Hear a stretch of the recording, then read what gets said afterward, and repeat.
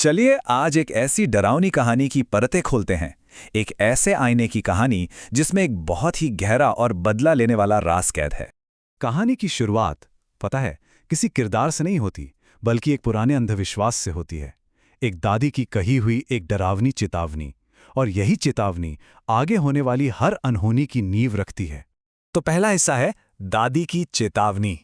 ये जो मान्यता है ना कि आईने आत्माओं के लिए एक दरवाजे की तरह होते हैं, यही वो बात है जो लोक कथा और एक भयानक हकीकत के बीच की लकीर को मिटा देती है। और अब एंट्री होती है हमारी कहानी की मेन कैरेक्टर नीति की। वो अपनी दादी की सारी चेतावनियों को जानते हुए भी नजरअंदाज कर देती है और एक पुराना आईना खरीदने का फैसला करती है। और बस यही एक फैसला उसकी पूरी जिंदगी को बदलने वाला था। अब आते हैं दूसरे हिस्से पर, शापित पुराना आईना। यहीं से कहानी उस मोड़ पर आती है जहां से ये सब कुछ शुरू हुआ। वो जगह थी रहस्यमयी बंजारा मार्केट, और वहां की गई एक घातक खरीदारी। ये जो सौदा था ना, ये शुरू से ही बड़ा बेचैन करने वाला था। अजीब अजीब इत्तेफाक हो रहे थे और एक डरावना सा एहसास था, मानो जैसे सब कुछ पहले से ही तय किया जा चुका हो। अब घर आने पर एक तरफ था नीति का बढ़ता हुआ डर, और दूसरी तरफ थे उसके पति शुभम के लॉजिकल जवाब। इन दोनों के बीच का जो टकराव था वो बिल्कुल साफ था, और इसी वजह से नीति अपने डर में और भी अकेली पड़ती जा रही थी। चलिए अब बात करते हैं तीसरे हिस्से की, आतंक की एक रात। जैसे ही वो आईना घर में आया, एक के बाद एक ऐसी अजीबोगरीब घटनाएं होने लगीं जिन्होंने नीति की हकीकत को हिलाकर रख दिया। देखिए, हर एक घटना मानो इसीलिए हो रही थी ताकि उसका यकीन पूरी तरह टूट जाए। डर का एक ऐसा जाल बुना जा रहा था जिससे बाहर निकलना लगभग नामुमकिन था। फिर एक रात जब वो घर पर अकेली थी, तब ये खौफ अपनी हदें पार कर गया, और इसकी शुरुआत हुई एक बच्चे की कविता से जिसे कोई बहुत ही भयानक बिगड़ी हुई आवाज में फुसफुसा रहा था। वो आईना अब अपने अंदर छिपे खौफनाक राज दिखाने लगा था। नीति ने भागने की, लड़ने की बहुत कोशिश की, पर सब बेकार। वो शापित आईना अपनी जगह से टस से मस नहीं हुआ।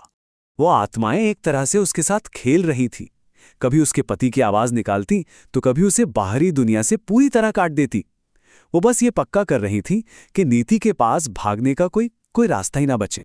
और अब कहानी का चौथा हिस्सा, सच्चाई का खुलासा। अब तक सवाल था कि क्या हो रहा है, पर अब सवाल बदल चुका था। अब सवाल था, ये सब आखिर क्यों हो रहा है?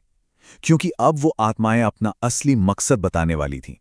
उसे जबरदस्ती आईने के सामने घसीटा जाता है, और वहां उसका सामना होता है उसी आत्मा से, और उसका चेहरा वो चेहरा बाजार में मिली उसी बेचने वाली का था। और बस उसी पल वो भयानक सच सामने आ जाता है। तो पूरी कहानी ये थी कि ये कोई हादसा नहीं था, ये एक बदला था। सालों पहले नशे में गाड़ी चलाते हुए नीति ने एक गर्भवती औरत और उसके 5 साल के बेटे को टक्कर मार दी थी, और वो वहां से भाग गई। लेकिन उस औरत की मां, यानी बाजार में मिली वो बेचने वाली, उसने नीति का चेहरा देख लिया था, और उसने काले जादू का सहारा लिया, अपनी बेटी और नाती की आत्माओं को उसी आईने में कैद कर दिया, और फिर सही वक्त का इंतजार किया ताकि नीति को फंसाकर अपना बदला पूरा कर सके। अब आता है आखिरी हिस्सा, दूसरी दुनिया का बदला।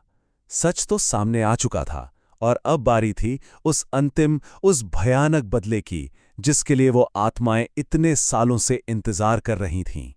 नीति गिड़गिड़ाती है, माफी मांगती है, लेकिन उसकी दया की गुहार का कोई फायदा नहीं होता। इतने गहरे दर्द और इतनी भयानक नफरत के आगे सब बेकार था। और बस उन आत्माओं के नजरिए से देखें तो आखिरकार न्याय हो ही गया। जैसे ही उनका बदला पूरा हुआ, वो आईना टूट गया, और वो अलौकिक ताकत भी हमेशा हमेशा के लिए गायब हो गई। तो आखिर में ये कहानी हमें एक बहुत ही अहम सवाल के साथ छोड़ जाती है कि जब दुनिया का कानून, दुनिया का न्याय फेल हो जाता है, तो क्या फिर गुनाह का आखिरी फैसला कोई अलौकिक शक्ति करती है? एक ऐसा न्याय जो किसी भी अदालत से बहुत परे है।